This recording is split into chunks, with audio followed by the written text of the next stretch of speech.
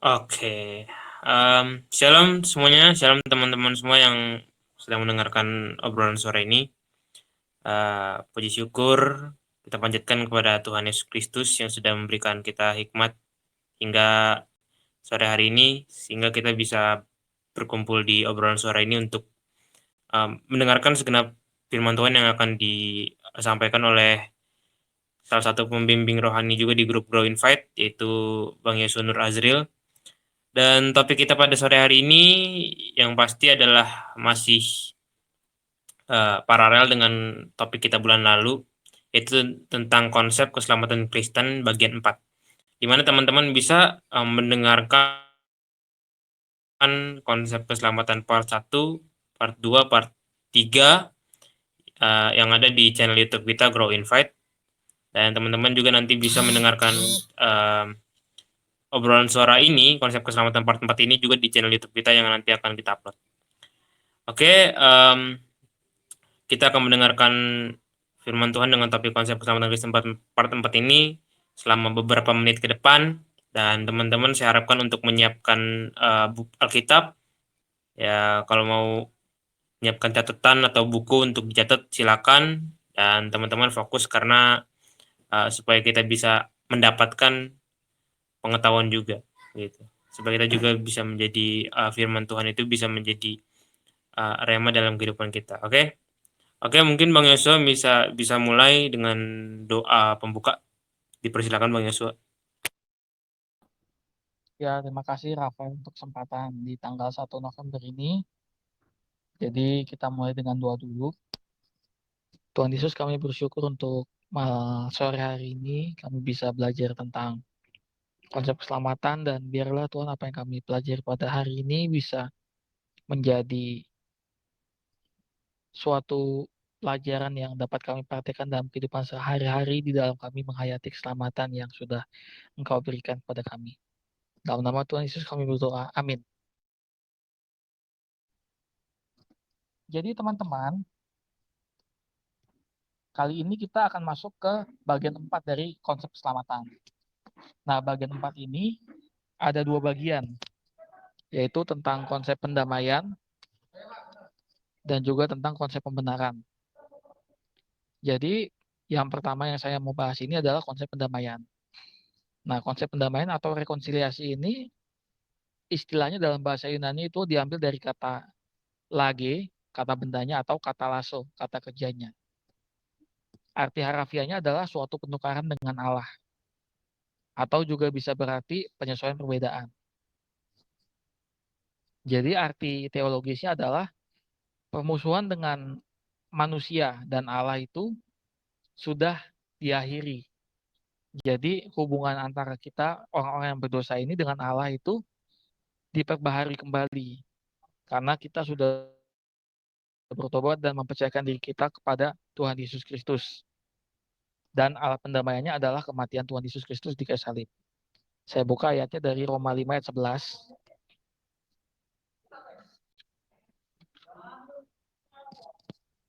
Jadi ayatnya ini ada di Roma 5 ayat 11.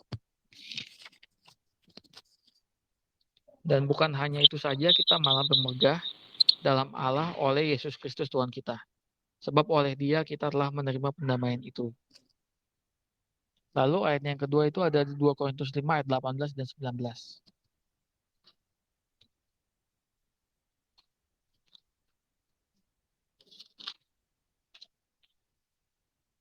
Nah, jadi ayatnya ini berbunyi, dan semuanya ini dari Allah yang dengan perantaran Kristus telah mendamaikan kita dengan dirinya dan yang telah mempercayakan pelayanan pendamaian itu kepada kami. Sebab Allah mendamaikan dunia dengan dirinya oleh Kristus dengan tidak memperhitungkan pelanggaran mereka. Ia telah mempercayakan berita pendamaian itu kepada kami. Jadi kematian Tuhan Yesus Kristus itu mendamaikan kita dengan Allah. Jadi hubungan kita yang tadinya bermusuhan itu sudah diperbaharui kembali. Dan hal ini terjadi karena iman kepada karya penebusan Tuhan Yesus Kristus. Di mana akibatnya adalah manusia itu terangkat ke tingkat di mana manusia tersebut yang percaya bisa disesuaikan dengan karakter Allah. Jadi konsep ini ada 2 segi. Yang pertama itu segi yang sifatnya aktif dan objektif. Jadi kematian Tuhan Yesus Kristus itu memindahkan permusuhan yang ada antara Allah dan manusia, di mana permusuhan tersebut adalah dinding pemisah bagi kedua belah pihak, yaitu ayatnya ada di Efesus 2 ayat 16, dan untuk memperdamaikan keduanya dalam satu tubuh dengan Allah oleh salib, dengan melenyapkan perseteruan pada salib itu. Jadi pada saat ini penekanannya adalah Tuhan nggak ingat lagi, memilih untuk nggak ingat akan dosa-dosa yang sudah kita lakukan. Lalu segi yang kedua adalah sifatnya positif dan subjektif, di mana manusia itu berubah sikapnya terhadap Allah, dan perubahan ini terjadi di dalam hatinya karena salib Kristus. Jadi pembaharuan sikap ini terjadinya sama manusia yang menyesuaikan diri kepada Allah dan bukan Allah yang menyesuaikan diri kepada manusia. Nah, itu bagian pertama, konsep pendamaian. Lalu yang kedua adalah konsep pembenaran atau justification. Nah, pembenaran. Jadi kita di dalam Kristus Yesus itu dibenarkan oleh Allah. Nah, bagaimana sih caranya? Nah, ada beberapa pandangan mengenai pembenaran ini. Yang pertama itu mengatakan bahwa itu karena anugerah semata-mata. Yang kedua, ada yang beranggapan bahwa hal ini karena perbuatan manusia atau iman. Nah, yang ketiga itu anggapannya adalah pembenaran ini adalah kerjasama di antara anugerah Allah dan perbuatan manusia.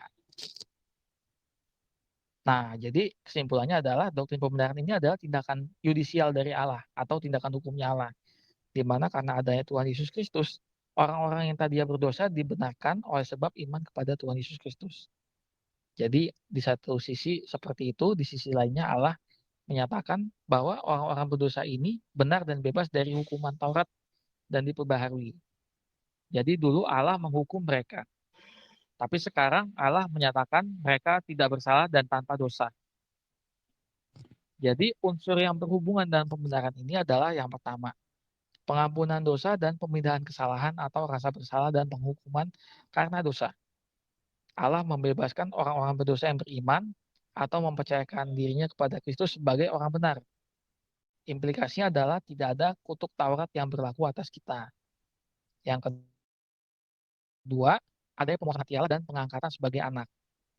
Jadi, di dalam pernyataan ini yang terlihat adalah kita dinyatakan sebagai orang benar itu ada aspeknya pembebasan, pengakuan, dan pengampunan. Lalu yang ketiga, pembebasan dari kutuk Taurat. Dan terakhir, pembenaran melalui kelahiran baru dan persekutuan di dalam Kristus. Nah, akibat karena kita dibenarkan oleh Allah ini, satu, kita dibebaskan dari hukuman. Nah, ini ayatnya ada di Roma 8 ayat 1. Saya bacakan dulu ya.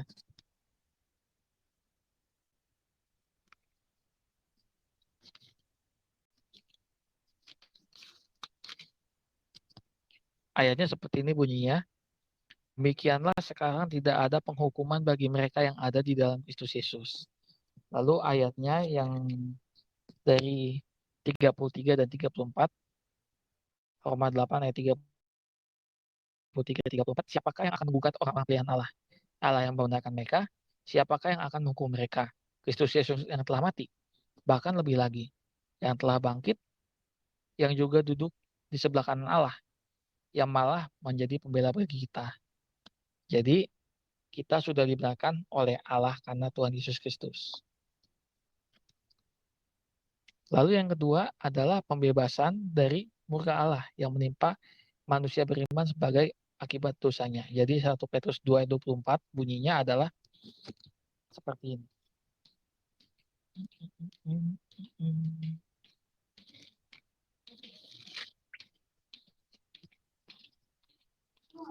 Jadi bunyinya seperti ini. Ia sendiri telah memikul dosa kita dalam tubuhnya di kayu salib supaya kita yang telah mati terhadap dosa hidup untuk kebenaran. Oleh bilur-bilurnya kamu telah sembuh. Jadi kita sudah dibebaskan dari murka Allah. Nah, tapi pengadilan buat orang beriman itu masih ada ternyata. Ayatnya itu di 2 Korintus 5 ayat 10.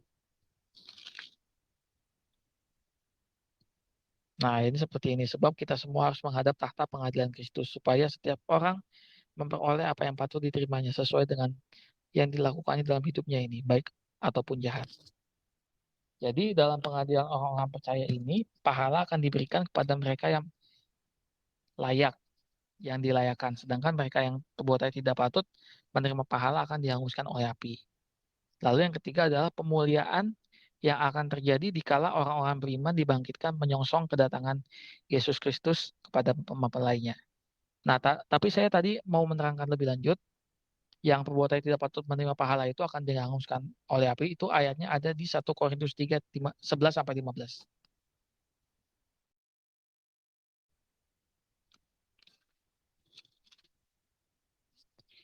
Jadi ayatnya seperti ini, karena tidak ada seorang pun yang dapat meletakkan dasar lain daripada dasar yang telah diletakkan, yaitu Yesus Kristus.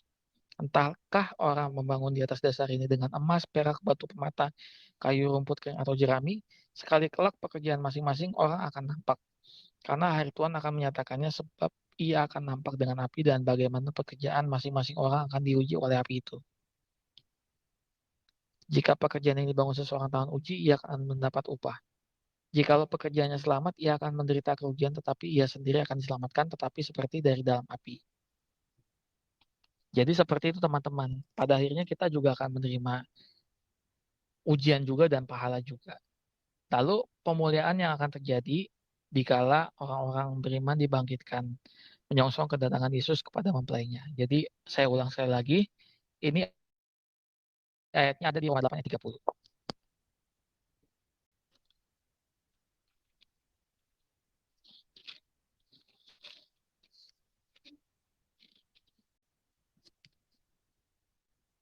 Nah, ayatnya bunyinya seperti ini. Dan mereka yang ditentukannya dari semula, mereka itu juga dipanggilnya. Dan mereka yang dipanggilnya, mereka itu juga dibenarkannya. Dan mereka yang dibenarkannya, mereka itu juga dimuliakannya. Jadi seperti itu teman-teman pelajaran singkat pada hari ini. Dan jika ada yang mau bertanya, baik mengenai topik ini maupun topik lain, silakan. Boleh chat ke saya atau chat ke Rafael Tobing. Terima kasih. Oke, terima kasih Bang Yosua. Mungkin Bang Yosua, gue mau ini dong, pengen apa? Pengen minta lu untuk menyimpulkan apa yang lu berikan pada hari ini gitu. Singkat aja gitu, supaya mungkin teman-teman juga bisa mengerti juga gitu kesimpulannya apa gitu. Silakan Bang Yosua.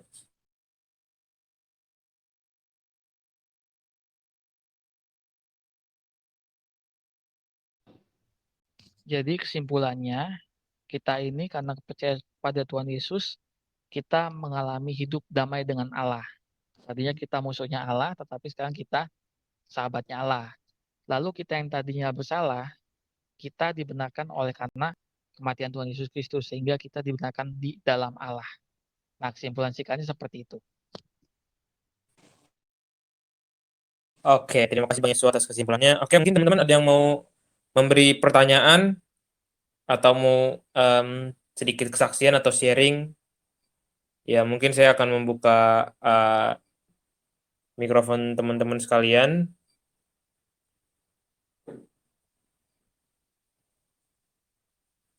Oke, silakan bagi teman-teman yang ingin bertanya atau mungkin ingin sharing bisa open mic atau mungkin chat ke saya ataupun ke Bang Yesua.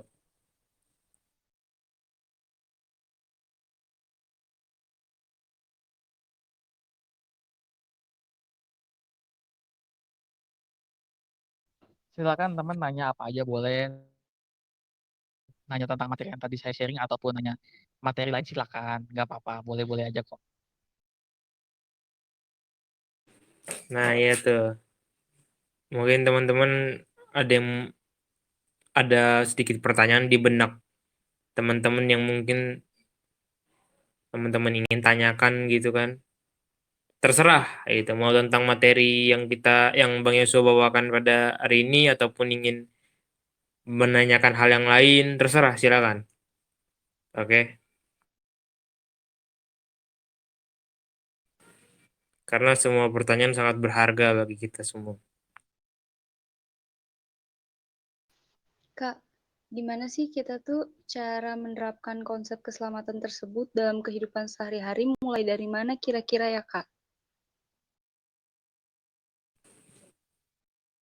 Oke, silakan Bang Yesua. Bagaimana kita bisa menerapkan konsep keselamatan dalam kehidupan setiap hari ya? Yang pertama sih kita memiliki hubungan dengan Allah dulu lewat percaya kepada Tuhan Yesus Kristus dengan iman dan menyerahkan diri kepadanya. Lalu karena ini konsepnya adalah mengenai hubungan antara kita juga dengan Allah dan dengan sesama kita, yang pertama kita melangkahnya dengan iman dulu. Langkah dengan iman bahwa kita sudah dikasih Allah, kita diterima dan kita diampuni, sehingga pelan-pelan kasih Allah tersebut mengubah diri kita dari dalam keluar, sehingga kita tadinya merasa tertolak, kita akhirnya diterima oleh Allah. Kita yang tadinya merasa berdosa ketika kita minta pengampunan, kita diampuni dan tidak ada lagi penuduhan. Sehingga cara pandang kita terhadap sesama kita juga berubah juga. Karena kalau kita sudah berubah dari dalam hati kita, pada akhirnya apa yang dari hati kita itu memancar keluar dan mengubah cara pandang kita terhadap sekeliling kita. Mungkin di sekeliling kita juga keadaannya nggak baik-baik aja. Mungkin di sekeliling kita itu lagi banyak masalah, lagi stres. Tapi ketika kita sudah memiliki iman kepada Allah lewat Tuhan Yesus Kristus, maka pelan-pelan kita akan diubahkan. Gitu. Jadi kalau untuk penerapannya, bagaimana kita bisa berdoa setiap hari, kita membaca Alkitab setiap hari, kita mempraktikkan firman setiap hari. Karena kan tadi yang sudah saya jelaskan, kita sudah didamaikan dengan Allah dan kita sudah dibenarkan di dalam Allah. Sehingga pada akhirnya kitanya berubah pelan-pelan dari tadinya kita tidak suka baca firman, tidak suka berdoa, pelan-pelan kita mulai membiasakan diri untuk baca firman dan berdoa setiap hari. Dan kita juga mempraktikkan kasih dan pengampunan tersebut kepada sekeliling kita terhadap orang-orang yang menyakiti kita, yang salah pada kita. Misalnya dari yang paling dekat, misalnya orang tua kita, baik itu papa mama kita ataupun kakak adik kita. Kan kadang-kadang kayak gitu tuh yang terjadi. Susah sih kalau saya akuin juga, tapi itu layak diperjuangkan. Karena pada akhirnya Tuhan ingin mengubah kita juga sehingga lewat kita nama dia dikenal oleh teman-teman sekeliling kita. Jawaban saya kayak gitu. Kalau mau nanya lagi silakan. Terima kasih. Oke, mungkin kira-kira seperti itu ya Kak Putri ya, jawaban dari Bang Yesua. Mungkin ada yang mau bertanya lagi?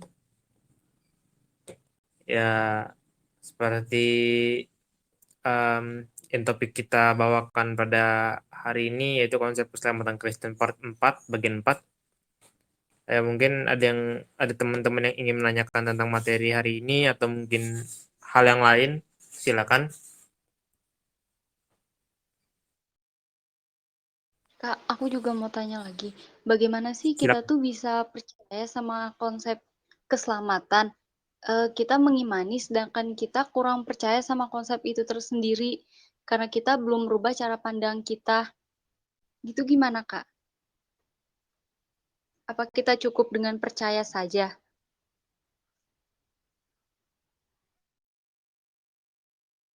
Ya, silakan Bang Yesua. Kalau saya sendiri sih, nah ini kaitannya sama hari reformasi kemarin ya. Kan reformasi itu diperingati setiap tanggal 31 Oktober. Jadi Alkitab itu mengajarkan bahwa kita diselamatkan karena iman. Kita diselamatkan oleh karena anugerah Allah melalui iman. Jadi kalau mau jujur, kita nggak bisa tuh membuat apapun yang menyenangkan hati Tuhan. Karena manusia sendiri sudah punya dosa dari dalam dirinya.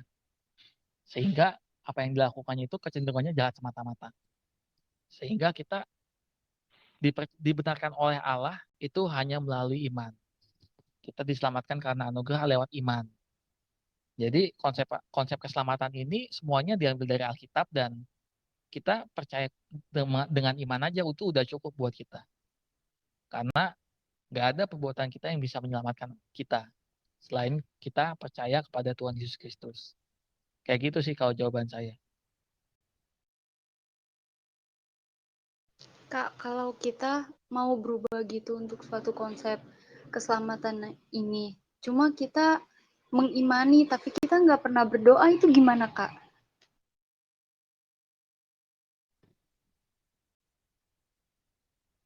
Nggak pernah berdoa ya. Kalau saya sih menjawabnya gini nih. Alasannya kenapa sih saya berdoa? Jadi kalau alasannya kenapa saya berdoa itu saya pengen bergantung sama Allah. Doa itu kayak nafas hidupnya orang percaya. Jadi bagaimana kita bisa hidup kalau kita nggak bernafas? Nah itu. Jadi kalau makanan rohani kita itu firman Tuhan, maka nafas rohani kita adalah berdoa. Jadi kalau saya sendiri sih mendorong Putri, untuk Putri bisa mungkin pelan-pelan mulai berdoa 1-2 kalimat gitu. Nggak usah doa yang panjang-panjang dulu. Doa biasa aja, Tuhan nih saya mau ke sini. Karena dia Bapak yang baik kok. Nggak usah doa yang panjang-panjang. Doa yang sederhana-sederhana aja. Yang kayak komunikasi kita dengan orang tua kita setiap hari. Jadi seperti itu. Jadi doa itu bukan beban, tapi doa itu nafas. Jadi kalau kita mau hidup ya bernafas lah. Kalau kita mau hidup secara rohani berdoalah. Kayak gitu.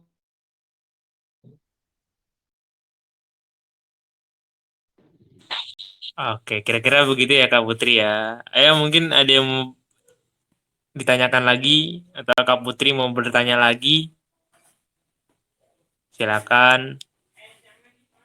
Karena satu pertanyaan pun sangat berharga bagi kita semua.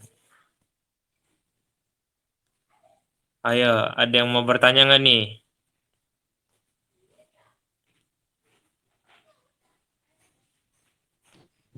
Jangan sungkan-sungkan nanyanya ya. Tanya aja nggak Kak, apa-apa. aku bisa tanya di luar materi juga nggak, Kak? Oh Silakan, bisa. silakan.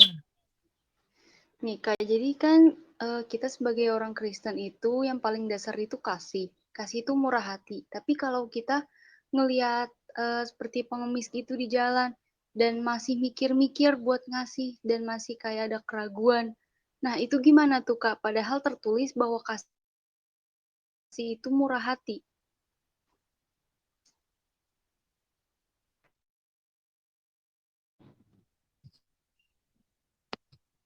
Saya juga mengalami hal yang sama sih. Kadang-kadang suka ragu juga. Karena ini kalau saya tinggal di Jakarta ya. Karena di Jakarta sendiri ada peraturan dilarang memberi sumbangan apa ya kalau nggak salah kepada peminta-minta gitu. Jadi memang kasih itu murah hati betul. Tapi juga di sisi lain kita sebagai warga negara juga wajib mematuhi peraturan dari pemerintah kan. Karena itu juga ada di dalam Alkitab. Nanti coba baca di Roma 13. Jadi kalau saya sendiri sih memilih untuk mengalihkan bentuk kemurahhatian itu kepada yang lain. Misalnya bantu teman terdekat atau bantu tetangga atau misalnya kasih ke panti asuhan. Nah itu bentuk kemurahan hati yang istilahnya nggak melanggar peraturan pemerintah daerah sih kalau di tempat saya ini. Jadi kalau pertanyaan Putri itu saya juga mengalaminya. Dan ya udah kita mengikuti peraturan yang ada sih jadinya. Kayak gitu sih Putri.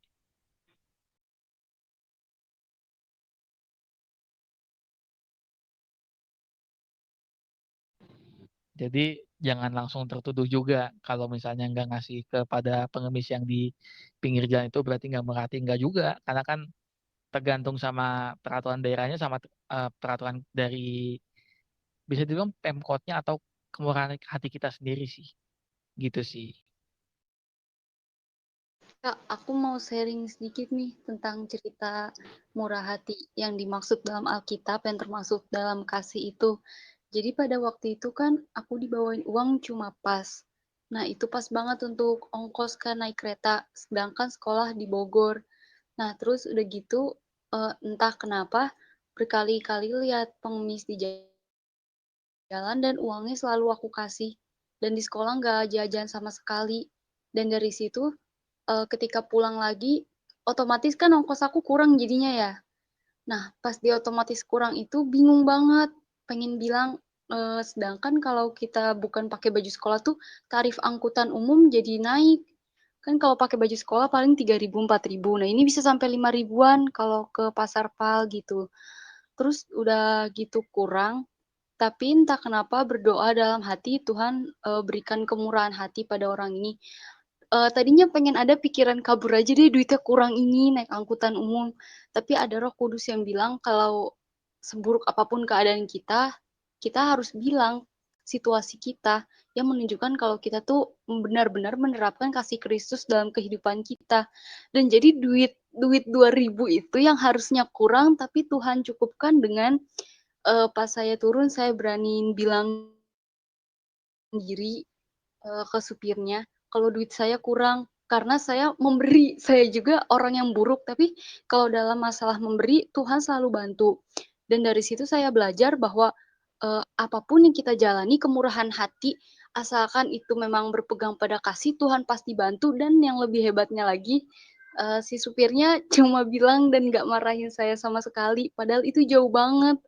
Dia cuma bilang, "Iya, nggak apa-apa." Cuma sesimpel kata-kata simpel itu aja udah meyakinkan saya bahwa saya tuh tadinya udah panik, Kak, soalnya mukanya kan kayak galak gitu ya. Panik dong, udah gitu ongkosnya kurang, tapi Tuhan selalu berikan jalan, apapun jalannya gitu.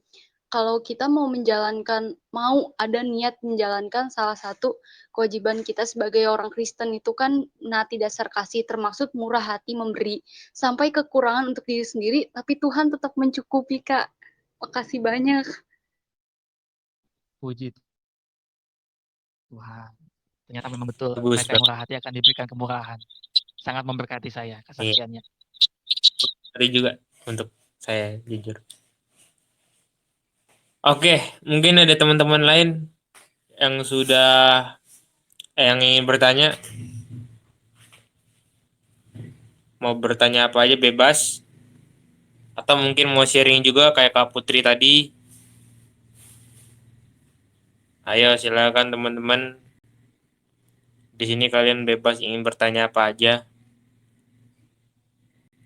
atau ingin meminta pendapat gitu kan, minta pendapat Bang Yesua. Ayo silakan teman-teman yuk.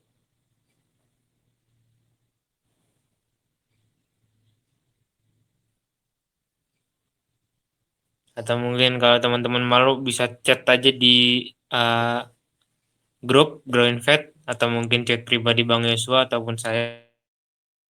Ya, silakan.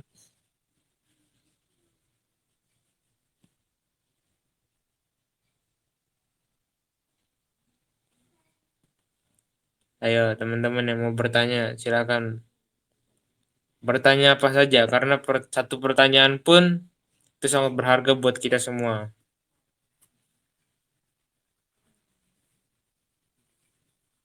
Di sini ada Kak Juliana Olivia, ada Bang Riko, ada Kak Claudia Siaul, ada Kak Priscila, ada Kak Mirahel, ada Kak John, ada Kak Putri, dan pastinya ada Bang Yosua. Ayo mungkin ada yang ingin bertanya, atau Kak Putri lagi ingin bertanya.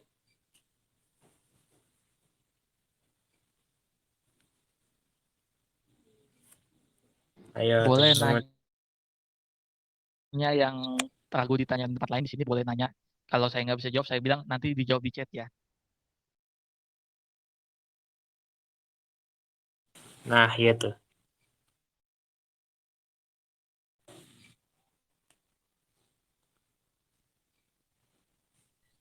Kak, mau tanya lagi. Gimana sih cara menumbuhkan iman itu?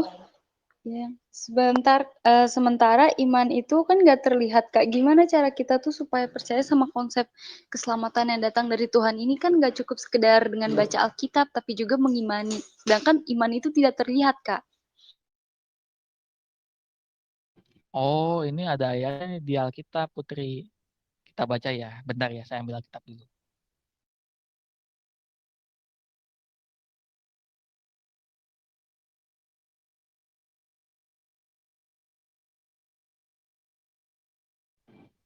Nih ayatnya di Roma 10 ayat 17 nih. Jadi iman timbul dari pendengaran dan pendengaran oleh firman Kristus. Jadi kalau kita mau menimbulkan iman, kita harus mendengarkan firman Tuhan. Sesederhana itu sih sebenarnya. Jadi sangat erat kaitannya antara kita baca Alkitab, kita berdoa, karena itu sangat signifikan pengaruhnya bagi pertumbuhan iman kita. Jadi jawaban saya cuma satu, dengerin firman Tuhan, baca firman Tuhan. Gitu Putri.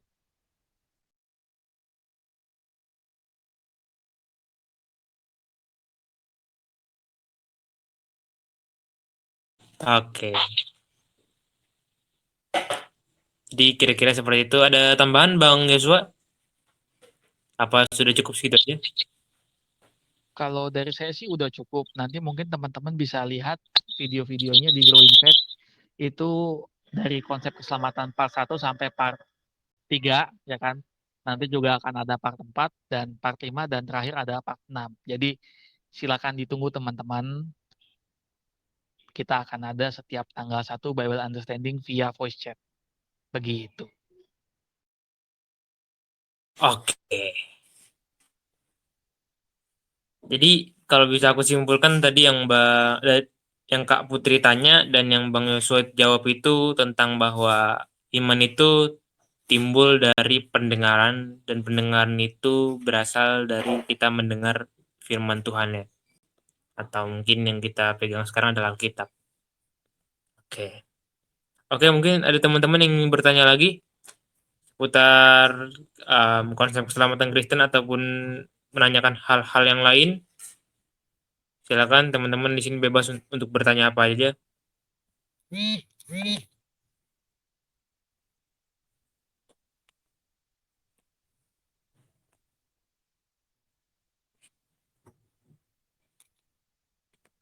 Ayo.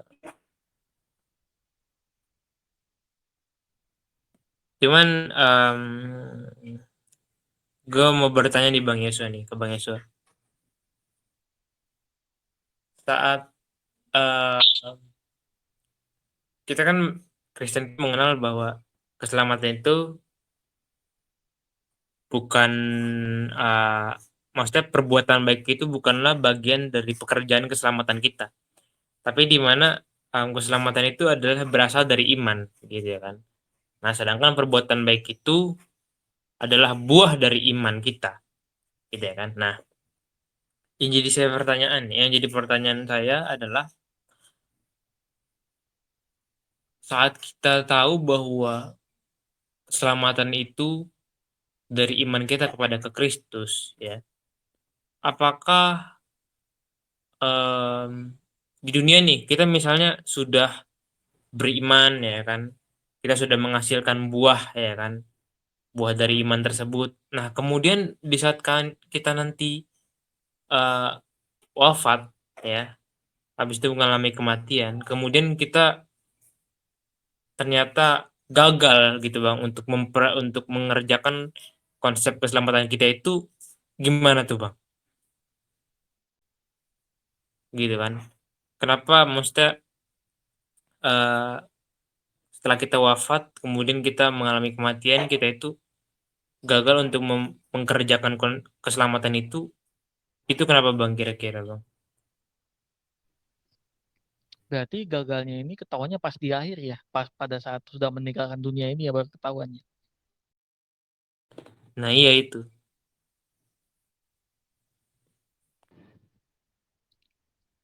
Agak susah juga untuk dijawab juga, tapi ini juga pertanyaan yang mungkin banyak orang tanyakan ya. Nah, iya. Soalnya Banyak. gue juga pernah ditanyakan hal tersebut gitu ya kan. Karena saat ini tuh kayak cuman diberi prosedur aja gitu, prosedur keselamatan di mana kita sekarang ditugaskan untuk mengerjakan prosedur tersebut, dan bila nanti kita sudah mengalami kematian, kita tuh gagal gitu ya kan, gagal mempekerjakan keselamatan tersebut, padahal kita merasa bahwa di dunia ini kita sudah memperkerjakan prosedur tersebut gitu.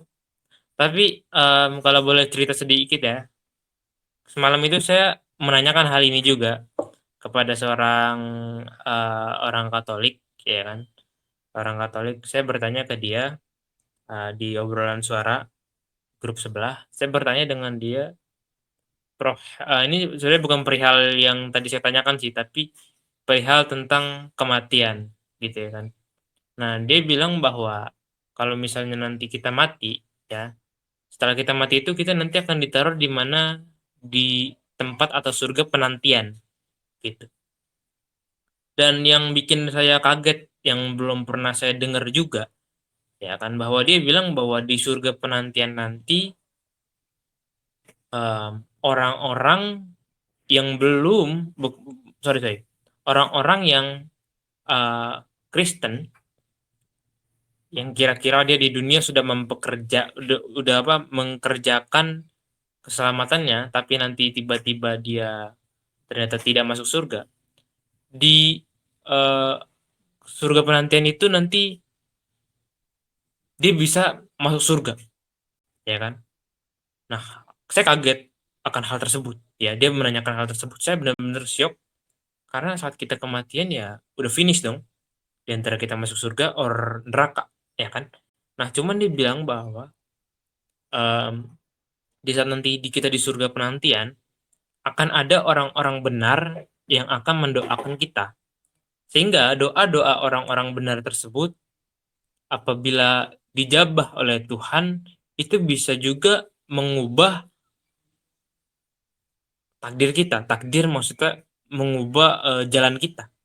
Misalnya sudah apa, ke arah neraka, ya kan, kita misalnya di surga penantian misalnya apa, tidak bisa maksudnya gagal mengerjakan prosedur, tapi nanti kita bisa selamat dengan doa-doa dari orang-orang benar tersebut yang mendoakan kita, gitu loh. Ini jujur saya, agak sedikit kaget, cuman, sebenarnya jawaban ini mungkin adalah sebuah jawaban dari kepercayaan Katolik Roma sendiri ya, gitu. Jadi ya mungkin seperti itu sih, apa yang mau saya beri, cerita sedikit gitu. Tuhan Yesus. Ya, Mirahel silakan. Oke Kak, aku mau nanya Kak, kan kemarin teman aku agamanya Islam tuh nanya ke aku gini, Hel, aku mau nanya dong apa sih bedanya Kristen sama Katolik gitu, terus dia aku tak jawab, aduh deg-degan. Dia aku tak jawab kalau Katolik itu kan kayak pakai Bunda Maria gitu kan Kak, tapi kalau Kristen langsung sama Tuhan Yesus gitu. Terus dia ngomong ke aku sebenarnya ada kerinduan mau ke Tuhan, tapi gimana ya, kayak keluarganya itu kayak nggak keluarganya kan Islam, jadi kayak nggak ngerestuin gitu. Nah, terus pas waktu pertama kali dia ke gereja itu katanya keluarganya itu marah-marah, terus bentak-bentak dia, jadinya dia tuh udah nggak ke gereja lagi sekarang. Nah, terus dia nanya, gimana sih, masa aku udah doa ke Tuhan, Tuhan nggak jawab doaku gitu gara-gara aku ke gereja. Masa aku baru aja mau, kan dia belum dibaptis Kak. Nah katanya aku mau ke Tuhan, masa Tuhan itu berarti Tuhannya orang Kristen tuh nggak hidup apa gimana sih Hel kayak gitu. Nah aku bingung tuh jawabnya di situ Kak. Terus aku belum terjawab. Terus gimana tuh Kak? Oh gitu ya. Saya jawab dari Rafael dulu ketika pertanyaannya tadi. Iya, kalau di keyakinannya orang Katolik itu namanya purgatori atau api penyucian. Tapi kalau kita sendiri, kita meyakininya ketika ketika kita meninggal ya, ya udah kita masuk dalam penantian dan kita tidur. Jadi begitu Tuhan datang, kita dibangunkan kembali, kita bangkit. Nah, paling yang bisa saya jawab itu memang ada sih ayatnya di Matius 7 itu kan ada orang-orang yang akhirnya ditolak sama Tuhan karena mereka selama hidupnya ternyata nggak fokus kepada Tuhan, tetapi fokusnya kepada yang lain gitu. Jadi akhirnya mereka malah nggak dikenal sama Tuhan. Nah, yang saya bisa bilang adalah selama kita berpaut di dunia ini kepada Tuhan, Tuhan pasti akan menjaga kita dan memelihara kita juga sampai kepada hari kedatangannya. Gitu jadinya. Yang bisa saya jawab sih itu aja sih Rafael, karena ada beberapa hal yang kayak tadi Rafael tanyakan itu berhubungan dengan kedaulatan Allah gitu. Tapi kalau selama kita di dunia ini, selama kita dekat dengan Tuhan, Tuhan juga akan menjaga kita juga Jadi Tuhan akan menjaga kita sampai kepada kesudahannya. Itu yang bisa saya jawab untuk Rafael. Nah, kalau untuk Mirahel, untuk temannya itu, saya rasa sih itu bagian dari perjalanannya temannya Mirahel untuk bisa pikul salib. Karena ikut Tuhan Yesus itu memang nggak mudah. Kalau kita mau jujur, ikut Tuhan Yesus itu ada keharusan untuk memikul salib buat kita. Kenapa? Karena memang itu yang tertulis dalam firman Tuhan. Jadi saran saya untuk temannya Mirahel ini, tetap percaya kepada Tuhan Yesus, tetap beriman kepadanya. Kenapa? Karena di saat-saat seperti ini mungkin untuk dia itu saat-saat penuh ujian. Imannya dia mau ke siapa? Mau ke Tuhan Yesus atau ke keadaan di sekitarnya? Karena saya juga sendiri mengalami banyak juga teman-teman yang cerita dan kondisinya sama kayak temannya Mirahel. Mereka mau percaya Tuhan Yesus tapi ada pertentangan dari keluarganya. Mereka mau percaya Tuhan Yesus, mereka dianiaya. Tapi memang itu bagian dari kehidupan kita sebagai orang percaya. Di dunia ini memang nggak nyaman. Kalau kita mau jujur, di dunia ini nggak enak. Memang nggak enak. Gitu. Jadi saya bilang sama temennya Mirahel, tetap percaya sama Tuhan dan tetap berdoa sama Tuhan setiap hari. Meskipun lagi nggak bisa ke gereja, tapi kan Tuhan di mana-mana. Tuhan bisa mendengar doanya temannya Mirahel pada saat temannya Mirahel lagi kunci pintu di kamar sendirian, lagi berdoa khusyuk gitu. Kenapa? Karena memang itu juga Tuhan ajarkan gitu. Jadi saya juga berdoa untuk temannya Mirahel biar dia tetap kuat di dalam Tuhan. Karena memang mengikut Tuhan Yesus itu kita mesti pikul salib gitu. Tuhan ada, Tuhan hidup. Tapi Tuhan juga mengizinkan kita untuk menanggung beban sesuai dengan kemampuan kita. Itu sih yang bisa saya sampaikan. Gitu.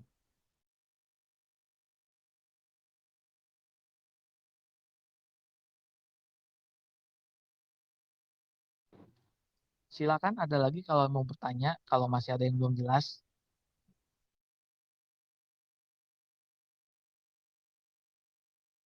Ada teman-teman yang ingin bertanya lagi, silakan.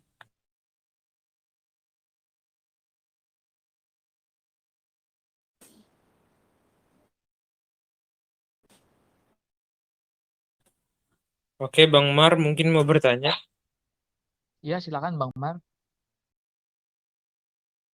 Ya, shalom Kak, izin bertanya. Mungkin lebih tepatnya kasih masukan gitu ya, karena di sini saya masih dalam tahap belajar gitu mengenal Tuhan Yesus. Itu gimana ya? Karena jujur tantangan sama yang kayak tadi barusan dibilang, tantangan dari keluarga tuh besar gitu.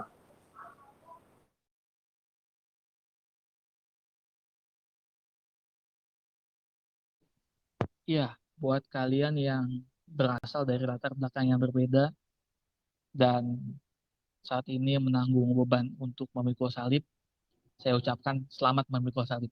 Karena memang itu bagian kita. Jadi tenang aja, Tuhan akan beserta dengan kalian, Tuhan menjaga kalian, dan Tuhan akan melindungi kalian dari yang jahat.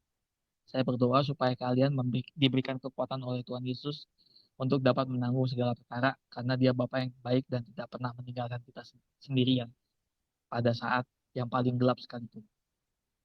Itu aja, amin. Amin, amin. Oke. Oke, mungkin teman-teman ada yang mau bertanya lagi? Ayo silakan bertanya atau minta masukan atau minta pendapat. Silakan, karena pertanyaan baik kalian sangat berharga sekali untuk kita sekalian. Ayo, ada Kak Non, ada Kak Priscilla, ada Kak Claudia, ada Kak Nadine, ada Kak Dewi, Kak Putri Maharani, ada Kak Mirahel Fiona, ada Bang Mar. Ayo, teman-teman yang ingin bertanya, silakan. Kita masih punya cukup waktu.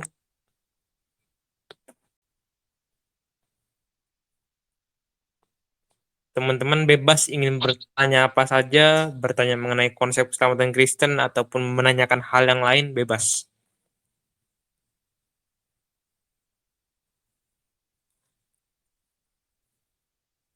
Kak, mau tanya, apakah memang kalau pacaran beda agama itu tidak diperbolehkan. Lagi pula banyak orang-orang Kristen yang sudah tahu tetapi tetap saja menjalankan hal liturgi tersebut. Dan banyak juga orang Kristen yang percaya Tuhan tapi menjalankan zodiak, atau yang percaya masih zodiak dan kurang percaya dengan firman Tuhan. Bagaimana ya Kak itu?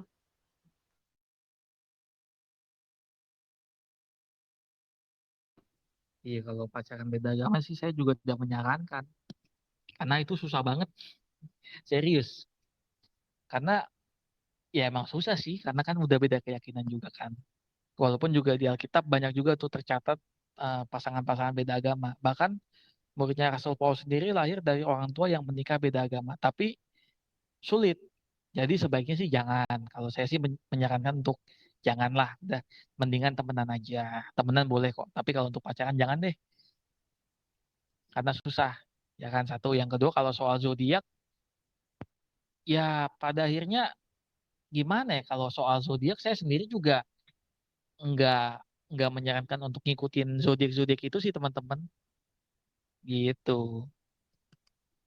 Karena ya mendingan kita percaya sama yang menciptakan bintang daripada sama bintangnya kan. Jadi mendingan sih jangan diikutin teman-teman. Kalau misalnya pun ada yang ngikutin ya biarin aja lah, nggak usah terlalu dihakimi banget. Tapi kalau itu teman dekat kita ya kita ingetin aja baik-baik pelan-pelan. Ini juga berlaku untuk yang pacaran beda agama ya. Jadi kita jangan menasihati dengan keras tapi nasihat dengan lembut dan penuh kasih, gitu, supaya ucapan kita juga menjadi berkat buat orang lain. Jangan sampai ucapan kita malah nggak menjadi berkat, malah jadi batu sandungan. Itu kan jadi orang pengen kenal Tuhan Yesus malah jadi enak sama kelakuannya kita, gitu.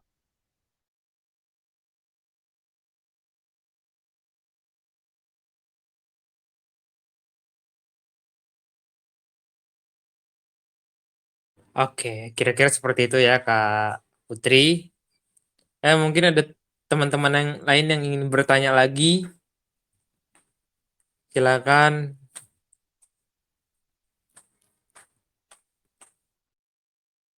Teman-teman bebas ingin bertanya apa aja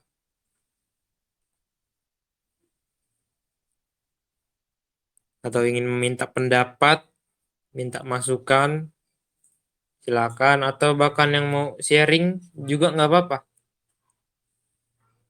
Ini adalah wadah untuk kalian bertanya, untuk berbagi pikiran, bertukar pikiran. Ayo, silakan teman-teman yang ingin bertanya. Ini Kak, pertanyaan. sebentar Oke, lagi silakan. Natal nih Kak. Mau tanya, nah katanya kalau misalkan 25 Desember itu memang ada yang menyatakan benar bukan hari kelahiran Yesus. Tetapi apakah Natal benar-benar harus dirayakan Kak? Untuk sebagian besar negara luar ataupun untuk sebagian besar masyarakat masih merayakan Natal, sedangkan tanggal 25 Desember itu hari lahirnya Dewa Matahari, bukan ditentukan oleh hari lahirnya Yesus Kristus. Dan di Alkitab juga tidak menyatakan Yesus Kristus lahir pada tanggal 25 Desember. Apa kita orang Kristen yang percaya bisa merayakan Natal di saat pada tanggal 25 Desember yang jelas tertulis bukan hari kelahiran Yesus, Kak?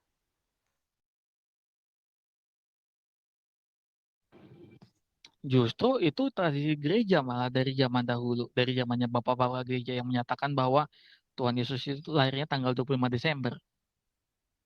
Jadi utamanya itu Tuhan Yesus, fokusnya bukan ke Dewa Matahari. Walaupun memang pada akhirnya ketika Kristen sudah menguasai kerajaan Romawi, ya akhirnya perayaan kepada Dewa Matahari itu diubah menjadi perayaan pada Tuhan Yesus. Tapi tanggal 25 Desember itu memang sudah tradisinya gereja, itu hari kelahiran Tuhan Yesus. Jadi kita merayakan aja, nggak apa-apa.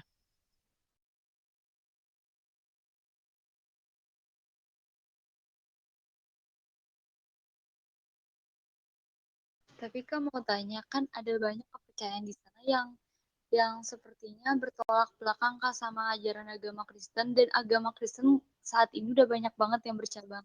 Contohnya tuh kayak yang Yesua, yang ajaran agama baru, tahu nggak Kak? Apa tuh? Yang kalau oh iya yang Yahweh, kalau manggil Bapa itu disebutnya Yahweh. Saktiova. Nah, iya.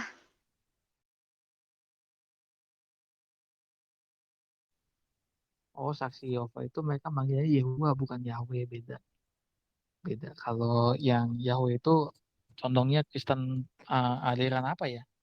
Yang ala Ibrani gitu atau mungkin Mesianik apa ya? Yang condongnya ke arah Ibrani. Kalau saksi Yehova sih udah jelas salah lah. Tapi kalau untuk yang aliran Kristen Ibrani sih masih oke sih selama mereka mengakui Yesus adalah Tuhan. Mungkin penyebutannya aja mereka agak beda. Kalau kita kan condongnya kepada ya perjanjian baru dan tradisi barat sih yang ada dari Protestan, Katolik gitu sih. Jadi kayak gitu sih Putri. Kak, kemarin kan tanggal 31 Oktober tuh kan hari Halloween ya. Nah, ada yang tanya, Kak, boleh nggak sih sebenarnya kita ngerayain Halloween juga meskipun kita tahu nggak boleh gitu? Boleh nggak sih, Kak, kita sebagai orang Kristen ikut aja merayakan gitu? Meskipun bukan tradisi orang Indonesia pada umumnya. Kalau Halloween saya juga nggak ngerayain sih. Paling hari peringatan reformasi jadi tanggal 31 Oktober.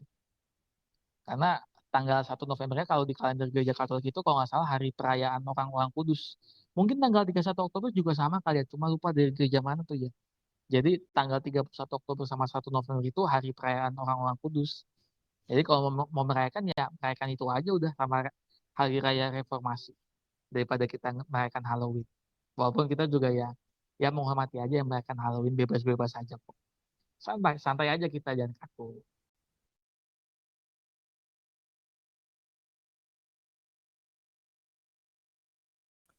Sekarang sudah jam 16.58 dan kita mungkin akan menutup Bible Understanding kita pada sore hari ini. Dan mungkin Bang Yosua ada sedikit pesan lagi. Udah cukup jelas sih. Nantikan Bible Understanding setiap tanggal 1. Oke, ya mungkin segini aja Bible Understanding kita. Kita akan lanjut lagi bulan depan tanggal 1 Desember. Tanggal 1 Desember yang kita akan membahas konsep keselamatan bagian 5. Oke, jadi ya mungkin itu aja. Mudah-mudahan segala yang tadi Bang Yesus sudah sampaikan di Bible Understanding ini bisa menjadi pengetahuan juga untuk kita dan mempertebal iman kita. Gitu. Oke, mungkin saya minta Bang Yesus untuk tutup dalam doa, Bang. Ya, kita berdoa. Terima kasih untuk firman yang sudah kami dengar. Terima kasih untuk pengajaran yang sudah kami resapi dan terima kasih Tuhan untuk kesempatan di mana banyak yang bertanya dan kami berdoa Tuhan supaya apa yang ditaburkan pada hari ini bisa tumbuh di dalam hati kami dan menjadi iman di dalam hidup kami. Dalam nama Tuhan Yesus kami berdoa. Amin. Amin. Oke, terima kasih teman-teman yang sudah hadir, yang sudah berpartisipasi dalam Bible Understanding ini. Jangan lupakan Bible Understanding kita next-nya bulan depan, tanggal 1 Desember. Jamnya mungkin jam 4 sore, ya, atau mungkin nanti apabila ada pengubahan jadwal jam bisa kita infokan ke teman-teman. Dan jangan lupa untuk subscribe channel YouTube kita, Grow Invite, ya.